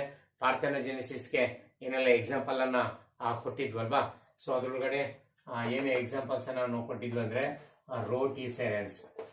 ರೋಟಿಫೆರೆನ್ಸ್ ಅನ್ನ ಆಯ್ತು example ಕೊಡ್ಬೋದಾಗಿತ್ತು ನೀವು. ಆಮೇಲೆ some lizards. Okay. Some lizards ಅನ್ನ ಕೊಡ್ಬೋದಾಗಿತ್ತು. ಆಮೇಲೆ ಹನಿ ಬೀಸ್. Okay. ಹನಿ ಬೀಸ್ ಅದು ಹನಿ ಬೀಸ್ ಮೇಲ್ ಬೀಸ್ ಅಂತ ನೀವೆಲ್ಲ ಓದ್ಕೊಂಡಿದ್ರೆ ಡಿಟರ್ಮಿನೇಷನ್ ಅಲ್ಲಿ ಹ್ಯಾಪ್ಲೋ ಡಿಫರೆಂಟ್ ಲೈಫ್ ಸೈಕಲ್ ಅಲ್ಲಿ ಓದಿದಿರಾ. Honey bees. ಅದನ್ನ ಬಿಟ್ರೆ next some birds like a turkey. So turkey. So ಇವೆಲ್ಲ ಇದ್ರಾಗ ಓದಿದ್ರಿ ನೀವು. ಇವೆಲ್ಲ ಪಾರ್ಥೆನೋಜೆನಿಸಿಸ್ ಇಂದ ಬರ್ತಕ್ಕಂಥ ಎಕ್ಸಾಂಪಲ್ಸ್ ಕೂಡ ಅಷ್ಟೇ ಚೆನ್ನಾಗಿ ನೀವು ನೋಡ್ಕೋಬೇಕು. ಎಕ್ಸಾಂಪಲ್ಸ್ ಇವೆಲ್ಲ ನೆನ್ಪಿಟ್ಕೊಳ್ಳೋಕೆ ಏನಾದ್ರು ಒಂದು ದಾರಿ ಮಾಡ್ಕೊಳ್ಳಿ ಆಯ್ತಲ್ಲ. ಸೊ ಏನೋ ಒಂದು ಟೈಪ್ ನೋಡ್ಕೋಬೇಕು ಓಕೆನಪ್ಪ.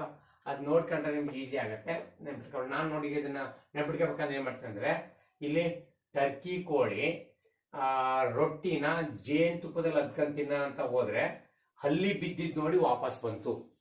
ಹಿಂಗೇನೋ ಒಂದು ಊಹೆ ಮಾಡ್ಕೊಂಡು ನೋಡಿ. ನನ್ನ ಕಲ್ಪನೆ ಇದೆ ಅಷ್ಟೇ. ನನಗೇನು ಇವ್ರು 4 ಜನ ಉದಾಹರಣೆ ಬರ್ಬೇಕಪ್ಪ, ನನಗೆ ನನ್ನ ನೆನಪ ಬೇಕು ಅದಕ್ಕೆ ನಾನು ಹಿಂಗೆ ಮಾಡ್ಕೊಂಡಿದ್ದೀನಿ ನೋಡಿ. ಟರ್ಕಿ ಕೋಳಿ ಸೊ ರೊಟ್ಟಿಯನ್ನ ಜೇನ್ ತುಪ್ಪದಲ್ಲಿ ಅದ್ಕೊಂಡು ತಿನ್ನೋಣ ಅಂತ ಹೋದ್ರೆ ಹಲ್ಲಿ ಬಿದ್ದಿದ್ ನೋಡಿ ವಾಪಸ್ ಬಂತು ಅಂತ ನಾನು ಸ್ಟೋರಿ ಮಾಡ್ಕೊಂಡಿದ್ದೀನಿ. ಇವೆಲ್ಲ ಅಷ್ಟು ಸುಲಭ ಆಗಲ್ಲ. ಇದನ್ನೇ ನಾವು ಹರ್ಮೋಪ್ರೊಡಕ್ಟ್ಸ್ಗೂ ಇದಕ್ಕೂ ಕನ್ಫ್ಯೂಸ್ ಆಗ್ತದೆ. ಹರ್ಮೋಪ್ರೊಡಕ್ಟ್ಸ್ ಅಲ್ಲಿ ಸ್ಪ್ಲೆಟ್ ಅಂತ ನಾನು ನೆನ್ಪಿಟ್ಕೊಂಡಿದ್ದೀನಿ. ಹಾಗೆ ನೀವೇನು ನೆನ್ಪಿಟ್ಕೊಳ್ಳಿ ಆಯ್ತಲ್ಲ. ಆ ಥರದವೆಲ್ಲ ನೋಡಿ ಸ್ಪಾಂಜಸ್ಸು, ಆಮೇಲೆ ಲೀಚು, ಆಮೇಲೆ ನಮ್ಮ ಟೇಪ್ ವರ್ಮು, ಅರ್ತ್ ವರ್ಮು ಅಂತ ನೆನ್ಪಿಟ್ಕೊಳ್ಳಕ್ಕೆ ಹಂಗೆ ಮಾಡ್ಕೊಂಡಿದೀವಿ ಅಂತ. ಸೊ ಈಗೆಲ್ಲ ಇವನ್ನ ನೆನ್ಪಿಟ್ಕೋಬಹುದು. ಎನಿಹೌ ಇಲ್ಲಿ ಪಾರ್ಥೆನೋಜೆನಿಸಿಸ್ ಅಂದ್ರೆ ಏನಂತ ಬರ್ತಾರೆ ಸಾಕು. ಓಕೆ. ಗೊತ್ತಿದ್ರೆ ಒಂದೆರಡು ಎಕ್ಸಾಂಪಲ್ ಬರ್ದು 2 ಮಾರ್ಕ್ಸಿನಲ್ಲಿ ಒಂದು ಸ್ವಲ್ಪ ಜಾಸ್ತಿ ಎಕ್ಸ್ಟ್ರಾ ಒಂಚೂರಿ ಅಂತ ಗೊತ್ತಿದ್ದು ನಿಯರೆಸ್ಟ್ ಅಂದ್ರೆ ಬರ್ದ್ಬಿಡಿ, ಅನಾವಶ್ಯ ಬರೆಯಕ್ಕೆ ಹೋಗ್ಬೇಡಿ. ಇನ್ನು ಎಂಬ್ರಿಯೋಜೆನಿಸಿಸ್ ಅದು ಕೂಡ ಡೆಫಿನೇಷನ್ ಬರೀತಕ್ಕಂಥದ್ದು. This is the process of development of embryo from the zygote. The process of development of embryo from the zygote is called embryogenesis. So ಇಷ್ಟೇ ಡೆಫಿನೇಷನ್ ಬರೀತಕ್ಕಂಥದ್ದು ಮುಂದಕ್ಕೆ ಹೋಗೋದು. ಓಕೆನಾ. ಸೊ 11th ಕ್ವಶನ್ ಆಯ್ತು. ಇನ್ನು 12th ಕ್ವಶನ್ಗೆ ಬನ್ನಿ. ಸೊ 12th ಇನ್ನೆಷ್ಟಾಗುತ್ತೆ ನೋಡ್ಬೇಡಣ, ನನ್ನ ಟೈಮ್ ಆಗ್ತಕ್ಕಂಥದ್ದು. ಎಸ್ 12th ಕ್ವಶನ್ ಇದೆ. Name the hormones secreted by Leydig cells and corpus luteum. Leydig cells ಮತ್ತೆ ಕಾರ್ಪಸ್ ಲೂಟಿಯಂ ಇಂದ ಬರ್ತಕ್ಕಂಥ ಹಾರ್ಮೋನ್. ಈಗ ತಾನೆ ಫಸ್ಟ್ ಕ್ವಶನ್ ಅದನ್ನ ಡಿಸ್ಕಸ್ ಮಾಡಿದ್ವಿ. ಬಟ್ ಅದು ಬೇರೆ ವಿಷಯ. ಅಲ್ಲಿ ಫಸ್ಟ್ ಕ್ವಶನ್ ಇದಕ್ಕೆ ಸಂಬಂಧ ಇಲ್ಲ. ಬಟ್ ಇಲ್ಲಿ ಹಾರ್ಮೋನ್ಸ್ ಅನ್ನ ಕೇಳ್ತಾ ಇದ್ವಿ. ಓಕೆ. ಲೀಡಿಂಗ್ ಸೆಲ್ಸ್ ಇಂದ ಲೀಡಿಂಗ್ ಸೆಲ್ಸ್ ಇಂದ ಅಥವಾ ಇಂಟೆಸ್ಟಿನ್ ಸೆಲ್ಸ್ ಇಂದ ಬರ್ತಕ್ಕಂಥದ್ದು. ಅದರಿಂದ ಬರ್ತಕ್ಕಂಥ ಹಾರ್ಮೋನ್ಸ್ ಯಾವುದು? ಮತ್ತೆ ಕಾರ್ಪಸ್ ಲೂಟಿಯಂ. ಫಸ್ಟ್ ಕ್ವಶನ್ ಅಲ್ಲಿ ನಾನು ಇದು ಡಿಸ್ಕಸ್ ಮಾಡಿಬಿಟ್ಟಿದ್ದೀನಿ. ಓಕೆ. ಸೊ ಲೀಡಿಂಗ್ ಸೆಲ್ಸ್ ನಿಮ್ಗೆ ಗೊತ್ತಿರಾಗೆ androgens. Okay. So androgens bracket ಒಳಗಡೆ ನೀವು ಟೆಸ್ಟೋಸ್ಟಿರಾನ್ ಕೂಡ ಬರೆದ್ರೆ ಒಳ್ಳೆಯದೇ. ಬರೆದಿಲ್ಲೂ ಮಾಡಿಸ್ಕೊಡ್ತೀವಿ ಟೆಸ್ಟೋಸ್ಟಿರಾನ್. ಓಕೆ. ಟೆಸ್ಟೋಸ್ಟಿರಾನ್. ಇನ್ನು ಕಾರ್ಪಸ್ ಲೂಟಿಯಂ ಇಂದ ಪ್ರೊಜೆಸ್ಟಿರಾನ್. ಓಕೆ. ಸೊ ಪ್ರೊಜೆಸ್ಟಿರಾನ್ ಇದನ್ನ ಸ್ವಲ್ಪ ನೆನಪಿಟ್ಕೊಳ್ಳಿ. ಓಕೆ. ಇಲ್ಲಿ ಪ್ರೊಜೆಸ್ಟ್ರಾನ್ ವಿಷಯದ ಬಹಳ ಕೇರ್ ಆಗಿರಿ, ಯಾಕಂದ್ರೆ ಅಲ್ಲಿ ನಿಮಗೆ ಪ್ರೊಜೆಸ್ಟಿರಾನ್ ಒಂದು, ಆಮೇಲೆ ಪ್ರೊಜೆಸ್ಟೋಸೆಟ್ ನೋಡಿ, ಪ್ರೊಜೆಸ್ಟೋಸೆಟ್. ಓಕೆ. ಅದು ಬರ್ತದೆ. ಓಕೆ. ಆಮೇಲೆ ಪ್ರೊಜೆಸ್ಟೋಜೆನ್ಸ್ ನೋಡಿ, ಪ್ರೊಜೆಸ್ಟೋಜೆನ್ಸ್. ಇವೆಲ್ಲ ಕನ್ಫ್ಯೂಸ್ ಮಾಡಿಸ್ತವೆ, ಸರಿಗಿರಿ. ಇದು ಕಾರ್ಪಸ್ ಲೂಟಿಯಂ ಇಂದ ಬರ್ತಕ್ಕಂಥದ್ದು progesterone, RONE. Okay. So progesterone corpus luteum ಬರ್ತಕ್ಕಂಥದ್ದು ಎಂಡೋಮೆಟ್ರಿಯಂ ಮೇಂಟೈನ್ ಮಾಡ್ತಕ್ಕಂಥದ್ದು ಪ್ರೆಗ್ನೆನ್ಸಿ ಹಾರ್ಮೋನ್ ಅಂತ ಕರೆದಿದ್ದೀವಿ. Okay right. ನಮ್ಮ LH ಹಾರ್ಮೋನ್ ಇದನ್ನ ಇನ್ಫ್ಲೂಯೆನ್ಸ್ ಮಾಡುತ್ತೆ ಅಂತ ಈ ತರ ಓದಿ ಫಸ್ಟ್ ಕ್ವಶನ್ ಅಲ್ಲಿ. ಪ್ರೊಜೆಸ್ಟೋಸೈಟ್ ಅಂತಕ್ಕಂಥದ್ದು ಇದು hormone releasing IUD. So reproductive health 4ನೇ ಚಾಪ್ಟರ್ ಓದಿರೋದು IUDಗಳು. IUDಗಳಲ್ಲಿ copper and releasing IUDs, hormone releasing IUDs. Hormone releasing IUDs ಅಲ್ಲಿ ಪ್ರೊಜೆಸ್ಟೋಸೈಟ್ ಒಂದು LNG-20. ಸೊ ಅವು ಹಾರ್ಮೋನ್ ರಿಲೀಸಿಂಗ್ IUDಗಳು. ಇನ್ನು ಪ್ರೊಜೆಸ್ಟ್ರೋಜೆನ್ಸ್ ಇದು ಪ್ರೆಗ್ನೆನ್ಸಿ ಪೀರಿಯಡ್ ಅಲ್ಲಿ ಪ್ಲಾಸೆಂಟಾದಿಂದ ಬರ್ತಕ್ಕಂಥ ಹಾರ್ಮೋನ್ಸ್ ಯಾವ ಅಂತ ಹೇಳಿದ್ವಿ. ಪ್ಲಾಸೆಂಟಾ ಒಂದು ಎಂಡೋಕ್ರೈನ್ ಗ್ಲ್ಯಾಂಡ್ ಆಗಿ ಕೆಲಸ ಮಾಡುತ್ತೆ. ಯಾಕಂದ್ರೆ ಅದು HC ಅಲ್ವಾ, HCG, HPL, ಆಮೇಲೆ ಪ್ರೊಜೆಸ್ಟ್ರೋಜೆನ್ ಮತ್ತೆ ಈಸ್ಟ್ರೋಜೆನ್. ಸೊ ಈ 4 ಅದರಿಂದ ಬರ್ತದೆ ಅಂತ ಹೇಳಿದ್ವಿ. ಅಲ್ಲಿ ಹಾರ್ಮೋನ್ ಹೇಳಕ ಸ್ಪಷ್ಟವಾಗಿ ಜ್ಞಾಪಿಸಿದ್ವಿ. ಓದ್ ವಿಡಿಯೋದಲ್ಲೂ ಕೂಡ ಸ್ಪೆಸಿಫಿಕ್ ಬರೀ ಪ್ರೆಗ್ನೆನ್ಸಿ ಪೀರಿಯಡ್ ಮಾತ್ರ ಬರೋ ಅಂತ ಕೂಡ ನಾನು ಬಹಳ ಕ್ಲೀನ್ ಆಗಿ ಹೇಳಿದೀನಿ. ಸೊ ಹ್ಯೂಮನ್ ಕೋರಿಯಾನಿಕ್ ಗೋನಾಡೋಟ್ರೋಪಿನ್ ಇವನು ಕಾರ್ಪಸ್ ಲ್ಯೂಟೆಮ್ ಅನ್ನ ಮೇಂಟೈನ್ ಮಾಡ್ತಿರ್ತಾನೆ. ಇವನು ಕಾರ್ಪಸ್ ಲ್ಯೂಟೆಮ್ ಪ್ರಾಪರ್ ಕೆಲಸ ಮಾಡಕ್ ನೋಡ್ತಿರ್ತಾನೆ ಅದು. ಸೊ ಇವನು placental Lactogen memory gland milk ಉತ್ಪತ್ತಿ ಮಾಡಕ್ಕೆ ಇನಿಷಿಯೇಟ್ ಮಾಡ್ತಾನೆ. ಸೊ ಈಸ್ಟ್ರೋಜನ್ ಗೊತ್ತಿದೆ, ಫಿಮೇನಿಯನ್ ಕ್ಯಾರೆಕ್ಟರ್ ಡೆವಲಪ್ ಮಾಡ್ತಕ್ಕಂಥದ್ದು ಮತ್ತು ಓಜೆನಿಸಲ್ಲಿ ಭಾಗವಹಿಸ್ತಕ್ಕಂಥದ್ದು. ಸೊ ಇದು ಬಿಟ್ರೆ ಪ್ರೊಜೆಸ್ಟ್ರೋಜೆನ್ಸ್ ಇದಾನೆ. ಓಕೆ, ಇವರೆಲ್ಲರಿಗೂ ಪ್ರೆಗ್ನೆನ್ಸಿ ಪೀರಿಯಡ್ ಸಹಾಯ ಮಾಡ್ತಾರಂತ. ಓಕೆ, ಅದ್ರಲ್ಲಿ ಬರೀ ಪ್ರೆಗ್ನೆನ್ಸಿ ಪೀರಿಯಡ್ ಮಾತ್ರ ಬರೋರು ಯಾರು ಅಂದ್ರೆ HCG, HPL ಮತ್ತು ರಿಲ್ಯಾಕ್ಸಿನ್, ಓವರ್ ಇಂದ ಬರ್ತಕ್ಕಂಥ ರಿಲ್ಯಾಕ್ಸಿನ್ ಅವರು. ಎನಿಹೌ, ಸೊ ಇದೆಲ್ಲದೂ ಕೂಡ ಗೊತ್ತಿರಲಿ. ಇಲ್ಲಿ ನಮಗೆ ಇವೆರಡು ಹಾರ್ಮೋನ್ ಇರ್ತಕ್ಕಂಥದ್ದು 12th ಅಲ್ಲಿ ಮುಗಿತದೆ. ಹೇಳ್ತಾ ಹೋದ್ರೆ ಮಧ್ಯದಲ್ಲಿ ಬೇಕಾದ್ರೆ ಸಿಗ್ತದೆ, ಬಟ್ ಕ್ವಶನ್ ಪೇಪರ್ ಮುಂದಕ್ಕೆ ಓಡೋದಿಲ್ಲ ನಮ್ಗೆ, ಅದು ಇಂಪಾರ್ಟೆಂಟ್. ಎನಿಹೌ ಎಲ್ಲದೂ ಕೂಡ ನಿಮ್ಗೆ ಯೂಸ್ ಆಗ್ತಾನೆ ಇರುತ್ತೆ. ಒನ್ ಮೋರ್ ಕ್ವಶನ್ ಬೇಗ ನೋಡ್ಬಿಡೋಣ. Yes, name the following with reference to malaria. Name the following with reference to malaria ರೋಗ ಕೇಳ್ಬಿಟ್ಟಿದ್ದಾರೆ. ಮಲೇರಿಯಾದಲ್ಲಿ ಏನ್ ಕೇಳಿದ್ದಾರೆ? A toxic substance that responsible for fever and chill ಅಂತೆ. ನೋಡಿ, ಸೊ ಅದರೊಳಗಡೆ ಒಂದು toxic substance that responsible for fever and ಚಿಲ್ಗೆ ಕಾರಣ ಆಗ್ತಕ್ಕಂಥದ್ದು ಯಾರು ಅಂತ. ಮತ್ತೊಂದು ಏನಪ್ಪಾ ಅಂದ್ರೆ the infective stage of plasmodium while entering in to human body. So infectious stage ಕೇಳಿದಾನೆ, ಇನ್ಫೆಕ್ಟಿಯಸ್ ಸ್ಟೇಜ್. ಓಕೆ, ಇದು ಕೇಳಿದಾನೆ. So while entering in to female body, human body. Right, come on, ಇವನ್ನ ನಾವು ಆನ್ಸರ್ ಮಾಡಬೇಕಾಗಿದೆ. ಅದನ್ನ ಆನ್ಸರ್ ಮಾಡ್ಬೇಕಂದ್ರೆ ನಿಮ್ಗೆಲ್ಲ ಲೈಫ್ ಸೈಕಲ್ ಬಹಳ ಚೆನ್ನಾಗಿ ಗೊತ್ತಿದೆ. ಪ್ಲಾಸ್ಮೋಡಿಯಂ ಅದನ್ನ 5 ಮಾರ್ಕ್ಸ್ ಸಿಕ್ಕಿರಬಹುದು. ದಯವಿಟ್ಟು ಅದನ್ನ life cycle step by step ಹೇಳೋದನ್ನ ಕಲ್ತಿರ್ಬೇಕು. ರೆಗ್ಯುಲರ್ ಕ್ಲಾಸ್ ಅಲ್ಲಿ ಮಾಡಿದೀವಿ. ಓಕೆ, ಅಫ್ಕೋರ್ಸ್ ಇಲ್ಲಿ ಬಂದಿರೋದ್ರಿಂದ ಒಂದ್ಸರಿ ಫಾಸ್ಟ್ ರಿಕಾಲ್ ಮಾಡಕ್ಕಾಗತ್ತೆ ನೋಡ್ಬೇಡ. ರೈಟ್, ಎಸ್, ಏನೇನು ರಿಕಾಲ್ ಮಾಡ್ಬೋದು ಇದ್ರಾಗೆ? ಪ್ಲಾಸ್ಮೋಡಿಯಂ ಲೈಫ್ ಸೈಕಲ್ ತಗೊಂಡ್ರೆ, ಪ್ಲಾಸ್ಮೋಡಿಯಂ ಲೈಫ್ ಸೈಕಲ್ ಅಲ್ಲಿ first and foremost the plasmodium, it requires a 2 host body. So to complete the life cycle, that is one human body and another female anopheles mosquito body. Female anopheles mosquito ಮತ್ತೆ human, ಇವರಿಬ್ರು ಕೂಡ ಇದಕ್ಕೆ ಬೇಕಾಗ್ತಾರೆ. ಓಕೆನಾ? Right. Okay, so ಹಾಗಾಗಿ first and foremost when the female anopheles mosquito that possesses the sporozoids in its saliva, sporozoids of a plasmodium. Here plasmodium, it is in the form of spores condition under a sporozoite stage. That the sporozoids, what is sporozoids? Okay, that present in the saliva of a female anopheles mosquito. If such mosquito bite the human body for its meal, while bite and suck the blood, some of the sporozoids from the saliva of the fly, they get enter into the blood. So from blood stream they attack the liver cells. So in the liver cells they undergo asexual reproduction by multiplication. After sufficient population, they break open the hepatic cells or liver cells and release into the blood stream. In the blood stream again they affect the RBC cells. In the RBC cells again they undergo reproductive asexual reproduction and produce so many sporozoids. So andre sporozoids alli, sorry, gametocytes, na sporozoids alla, gametocytes. So male and female gametocytes annu utpatti ಮಾಡ್ತವೆ. Okay, so gametocytes. So gametocytes annu RBC utpatti ಮಾಡ್ತವೆ. Sufficient gametocytes utpatti ಆದ್ಮೇಲೆ they rupture the RBC and release. While releasing, they release not only the gametocytes but also a toxic substance that is called hemozoin. ನೋಡಿ, ಇಲ್ಲಿ hemozoin ಅಂತಕ್ಕಂಥ hemozoin ಇಲ್ಲಿ ಬರ್ತೀನಿ ಆನ್ಸರ್ನ. ಇದ್ರ answer ಏನದು hemozoin. So hemozoin, the toxic substance that released from the RBC in the life cycle of a Plasmodium. So this hemozoin that responsible for fever and chill. Okay, so a recurring fever 3 to 4 days once recurring fever and chill ಕಾರಣಾಗದೆ ಈ hemozoin. Okay, sorry, hemozoin ಅಂತಕ್ಕಂಥದ್ದು ಇದಕ್ಕೆ ಕಾರಣ ಆಗುತ್ತೆ. ಇದಕ್ಕೆ first answer hemozoin ಬರೀಬೇಕು. Next, these gametocytes they are male strain and female strain. So both male and female strain are they released. So and these strain are present in the blood of that person, that a malarial patient. When another female mosquitoes, so anopheles female mosquitoes, they bite such persons to suck the blood as a meal. They suck the male and female gametocytes also. Therefore, these male and female gametocytes they get enter into the Anopheles mosquito. In the Anopheles mosquito, they enter into the stomach region. In the stomach region, so they undergo fertilization. Stomach alli fertilization edukate illi Anopheles alli. Okay, Anopheles alli. So therefore that is sexual reproduction. Hangare asexual reproduction male body alli, sexual reproduction female body alli. Sorry, Anopheles body alli. So after fertilization it forms a zygote. That zygote needs some human protein for further life cycle. Therefore that undergo into a sporozoid condition. That is called sporozoids. So the sporozoid condition hogutte, spores agirutte. From stomach it comes to the travel to the saliva and is stored in the saliva as a sporozoid. So the same cycle repeats again. ಹಾಗಾಗಿ ಇಲ್ಲಿ infection stage ಯಾವುದು human ಬಾಡಿಗೆ ಹೋದ್ರೆ ಸ್ಪೋರೋಜಾಯ್ಡ್ಸ್. Human ಬಾಡಿಗೆ ಹೋಗ್ಬೇಕಾದ್ರೆ ಯಾವ stage ಅಲ್ಲಿ ಇರುತ್ತೆ? ಸ್ಪೋರೋಜಾಯ್ಡ್ಸ್ ಸ್ಟೇಜ್ ಅಲ್ಲಿ. ಆನ್ಸರ್ ಒಂದಕ್ಕೆ ಹಿಮೋಜಾಯ್ಡ್, ಎರಡಕ್ಕೆ ಸ್ಪೋರೋಜಾಯ್ಡ್. ಲೈಫ್ ಸೈಕಲ್ ಗೊತ್ತಿದ್ರೆ ಬರೀತೀವಿ. ಓಕೆ ಫ್ರೆಂಡ್ಸ್, ಸೊ ಇಲ್ಲಿಗೆ ನಿಲ್ಲಿಸೋಣ. ನೆಕ್ಸ್ಟ್ ಕಮಿಂಗ್ ಕ್ಲಾಸಲ್ಲಿ ಕಂಟಿನ್ಯೂ ಮಾಡೋಣ. ನಮ್ಮ ಟೈಮ್ ವಿಡಿಯೋಕ್ಕೆ ಸಾಕಾಗತ್ತೆ ಇಷ್ಟು. Okay, thank you. So thank you friends, thank you.